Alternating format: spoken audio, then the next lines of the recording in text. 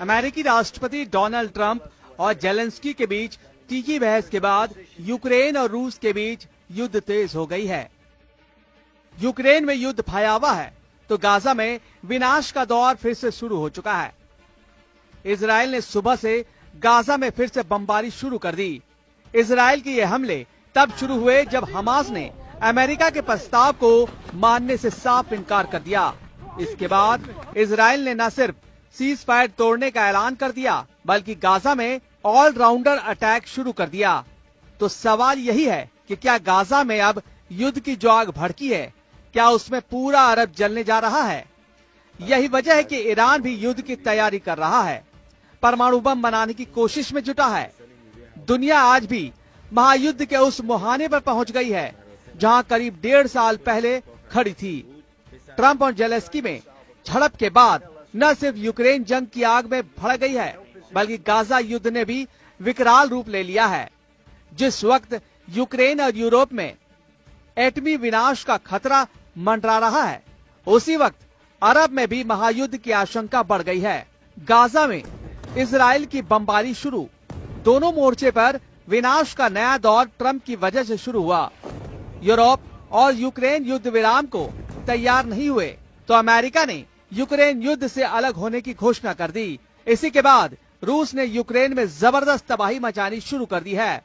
America ने Ukraine की जो सप्लाई रोकी है उसे इजराइल को देना शुरू कर दिया है।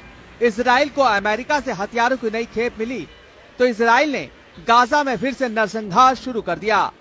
नेतन्याहू ने अमेरिकी राष्ट्रपति डोनाल्ड ट्रंप से बात की। अमेरिका से हरी झंडी मिलते ही नेतन्याहू ने सीज फायर तोड़ने का ऐलान कर दिया। इसी के साथ गाजा में इजराइल की बमबारी शुरू हो गई। गाजा में सीज फायर उस वक्त टूटा जब इजरायली एयरफोर्स ने ताबड़तोड़ बमबारी शुरू कर दी। मध्य गाजा में इजराइल ने एक इमारत को टारगेट किया। हमले में इमारत जमींदोज हो गई। उत्तरी गाजा के बेत हनून में इजराइल ने ड्रोन हमला किया। हमले में कई लोग मारे गए। खान यूनिस में इजरायली बमबारी से कई इमारत ध्वस्त हो गई। 7 लोगों की मौत हो गई। हमास के ठिकानों को मलबे में बदला जा रहा है। गाजा के साथ साथ इजराइल वेस्ट बैंक में भी हमले हो रहे हैं। वेस्ट बैंक में मौजूद हमास के ठिकानों को मलबे में बदला जा रहा है। गाजा में तबाही का यह नया दौर तब शुरू हुआ जब इजराइल ने सीज फायर तोड़ दिया। सवाल यह है कि आखिर नेतन्याहू ने गाजा में युद्ध विराम क्यों तोड़ा? दरअसल इजराइल अमेरिकी प्रस्ताव के तहत रमजान तक सीज फायर को बढ़ाना चाहता था, लेकिन हमास इसके लिए तैयार नहीं हुआ। हमास का कहना है कि इजराइल दूसरे चरण की बातचीत नहीं कर रहा है, बातचीत के बजाय सीज फायर को बढ़ा रहा है। हमास ने इजराइल के इस प्रस्ताव को मानने से इनकार कर दिया तो इजराइल आग बबूला हो गया और इसी के बाद गाजा में विनाश का नया बवंडर आ गया। हमास के इनकार के बाद नेतन्याहू ने ट्रंप से बात की, अमेरिका की परमिशन ली और गाजा में सीज फायर तोड़ने का ऐलान कर दिया और फिर गाजा का वही हश्र हुआ जैसा पहले हो रहा था।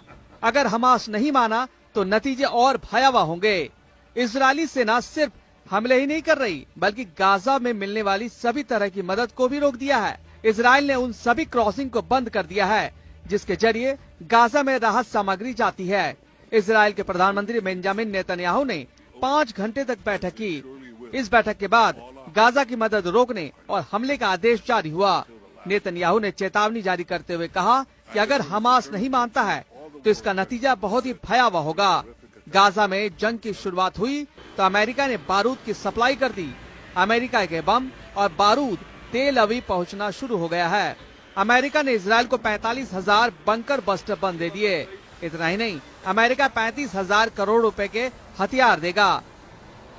अमेरिका की ये सप्लाई और इजराइल का आक्रामक रुख ये बता रहा है कि अब हमास का पूरी तरह से खात्मा करने की तैयारी है। अगर हमास को बचाने ईरान आया तो ट्रंप और नेतन्याहू ईरान पर भी धावा बोल सकते हैं। फिर दुनिया पर वर्ल्ड वॉर 3 का खतरा मंडराने लगेगा।